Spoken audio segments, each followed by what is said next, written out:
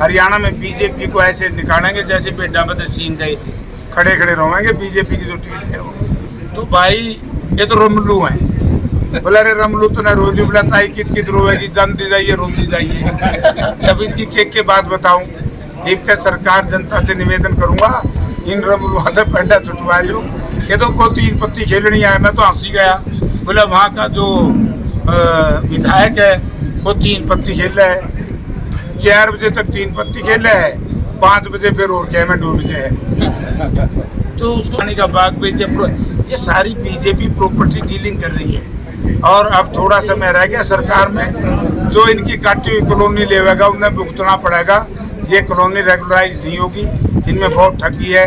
जो कॉलोनी हिसार की है और जब सारी को अब प्राइवेट कॉलोनी नहीं कटने देंगे, हम उनका के सेक्टर कटाएंगे। ये तो गरीबों का बड़ा सोच समझ।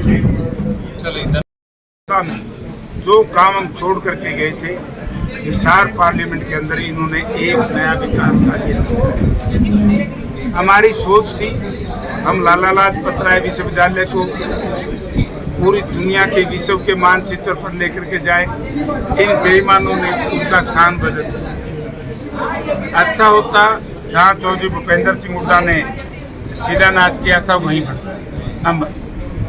हमने सोचा था कि हम हिसार शहर की जो कनेक्टिविटी है हम उसको ठीक कराएंगे। अभी तक आप ये देखिए,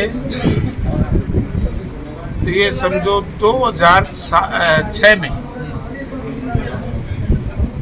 2 परियोजनाएं शहर को दी थी पूरा साहब।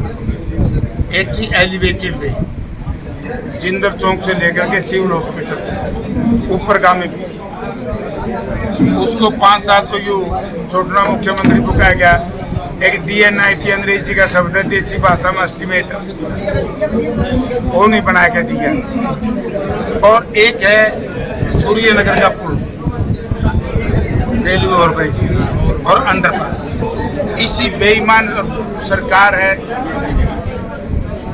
यानी कि संवेदनशीलता नाम की सरकार में कोई चीज नहीं। शहर 2 टुकड़ों में बटा हुआ है।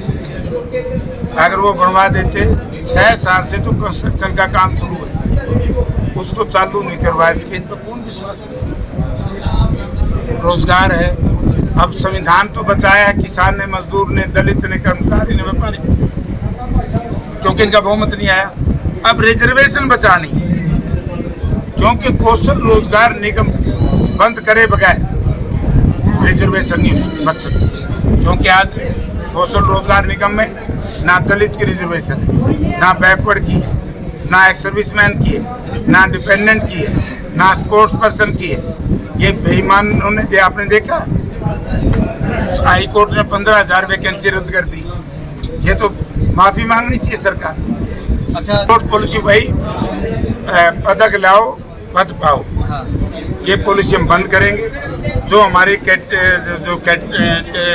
ग्रेड देते थे वो उसी हिसाब से देंगे, हम इनकी तरह नहीं देंगे। इन्होंने तो कमाल कर दिया। जो ओलंपिक में गोल्ड मेडल लेकर गया उसको D ग्रुप की नौकरी देते। यानी यार ये तो लोगों ने पीछा छुटा लिया बेईमानों से। बहुमत नहीं आया दिल्ली में, संविधान भी बच गया, प्रजातंत्र भी बच गया। हरियाणा में बीजेपी को ऐसे निकालेंगे जैसे बेटा बदे सीन गए थे, खड़े खड़े रोवेंगे बीजेपी की जो टिकट है वो चौटाला ले बैठे। अगर अभय सिंह चौटाला, यही तो कह रहा हूँ, ये जो चौटाला परिवार है, चाहे लोकदल हो और चाहे दूसरा नाम JJP, ये तो बीजेपी की पेरोल पे है। और मुझे ऐसा भी खबर है, कहते थोड़े दिन बाद से सारे बीजेपी हो पावे। ये इन्होंने जनता को भेज दिया। यहाँ का क्या मतलब? जींद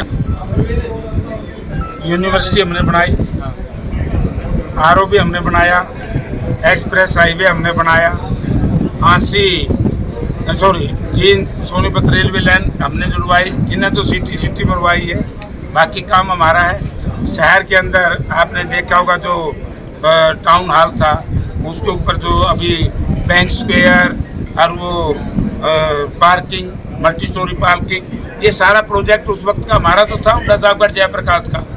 और उसी का एक नतीजा है कि जींद शहर ने केवल 2900 वोट से हम पीछे रहे, केवल 2900 वोट से। और शहर अब की बार जिताएगा बड़े भारी वोट से बीजेपी, इसको कांग्रेस को, बीजेपी को तो देख के राजी को नहीं अपना अटन मेरा हर सारा माल तो लूट लिया। ये तो लुटेरे किस्म के लोग इकट्ठे हो रहे हैं रात में।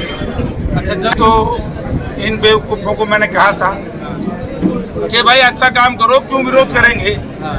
और मैं ये कहता हूँ हम भी अगर गलत काम करेंगे किसान हमारा भी विरोध करेंगे, लेकिन हम किसानों को लाठियों से नहीं पिटाएंगे, हम इनका स्वागत करेंगे। देखो किसी के प्रति अब शब्द तो बोलने नहीं चाहिए। देखिए किसान एक वर्ग है, देश का बहुत बड़ा वर्ग है। भाजपा ने किसान के प्रति जो आप शब्द इस्तेमाल किया उसी का ही लोगों में गुस्सा था। देखो दो ताकत है देश में, किसान अन्नदाता, मजदूर राष्ट्र का निर्माता। चलो सही है, ये सही है। और ये आपको याद होगा यहाँ पर दोनों जगह हाँसी भी बीजेपी का था और नारायण भी। सर माने यही तो मैं कह रहा हूँ, जिन लोगों ने बीजेपी को वोट दिया मैं उन साथियों से निवेदन करूंगा कि चलो अब हम चुनाव जीत गए, भविष्य में वोट देने से पहले ये सोचा करो कि आपके वोट का हकदार कौन है। अगर ये सोचेंगे तो यहाँ 100% लोग कांग्रेस को वोट देंगे।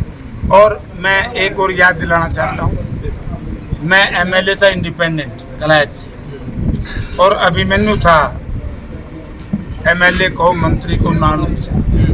तो हमने मिलकर के एक प्रयास किया था, हाँसी से लेकर के चित्र मोड़ तक हम इसको नेशनल हाईवे के अधीन दे दें, और वो दे भी दिया।